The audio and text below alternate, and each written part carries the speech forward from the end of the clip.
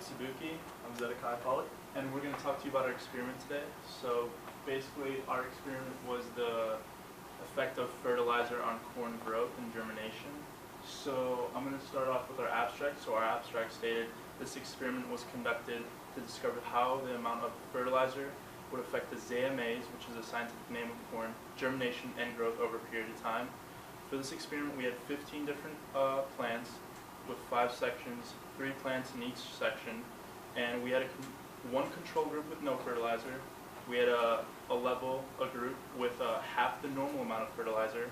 We had a group with normal amount of fertilizer, another group with double amount of normal fertilizer, and then also a group with quadruple the amount of fertilizer. After this experiment was taking place, we used plastic rules to measure the corn growth, and overall the growth was best in half the normal amount of fertilizer and the normal amount of fertilizer. So, introduction, the objective of our experiment was to find out which amount of fertilizer would be best to affect the plant's growth.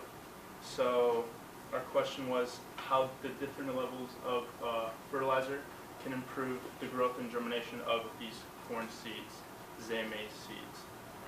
So I have a little quote, the use of controlled release fertilizers can improve the overall efficiency of a farm, improve agriculture as a whole, and that's from Dr. Shaviv in one of the journals that I used in my paper.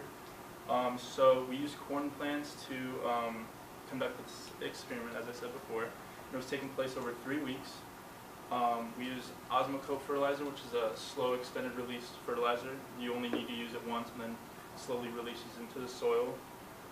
So in each pot we had 5 groups. First one was control, so we used no fertilizer at all. In the first pot we used 0.063 grams of fertilizer, which is the amount that we came out to. That's half the normal amount of fertilizer.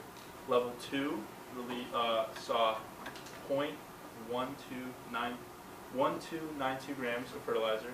Level 3 received 0.258 grams. Level 4 was 0.5170 grams of fertilizer. I know the numbers are kind of like random, but we did the math. It took us a couple minutes to figure out, but we got the math down. And our hypothesis was that the control group would be an average growth.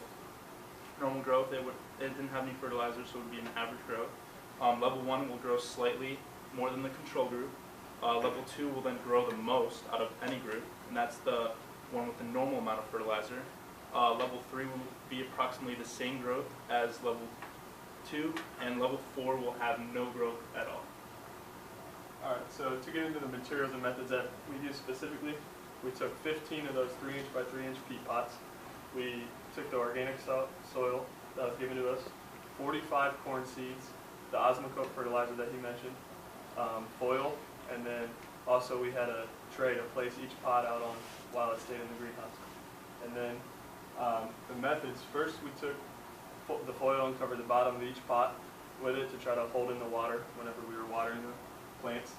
Next, we took the soil and filled it about 2/3 of the way up, so 2 inches of the 3 inches, and then we took the 45 seed corn seeds and placed them into the pots, 3 to each pot, and then gently pushed them down into the soil to make sure that each seed was submerged underneath.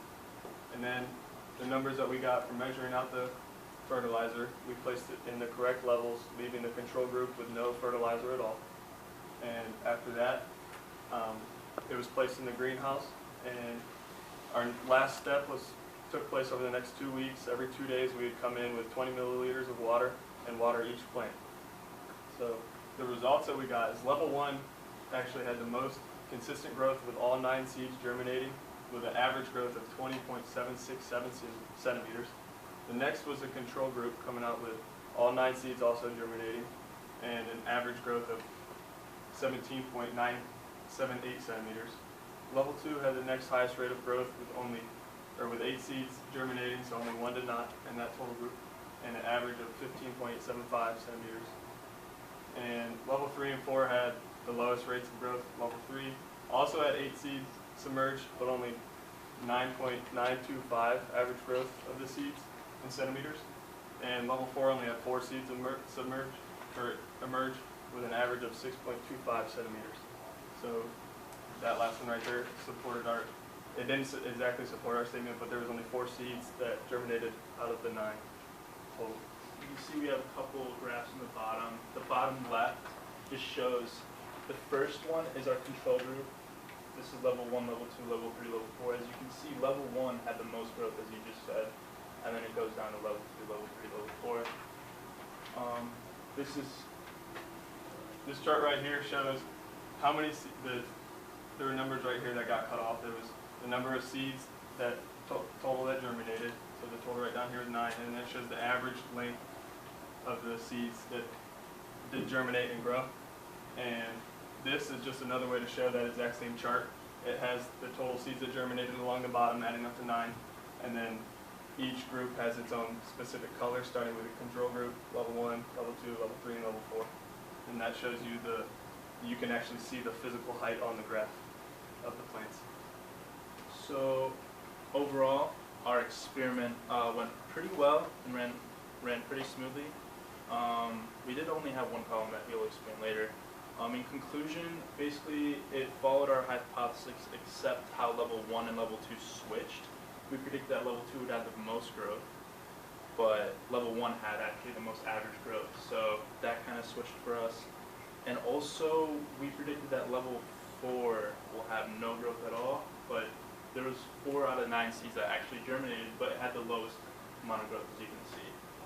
So the problem with our experiment was trying to get exactly 20 milliliters of water in each plant. So that would be very time consuming, and because of the lack of time that we did have when we were watering them, we just took a larger vase and filled it with 80 milliliters of water and then distributed that as evenly as possible that we could into 4 plants and did it that way to try to save the time. So if we were to go back and do it again, we would just allow ourselves more time to take 20 milliliters of water to each plant to get more consistent results. yeah, that's basically it. Okay, thank you. Any questions?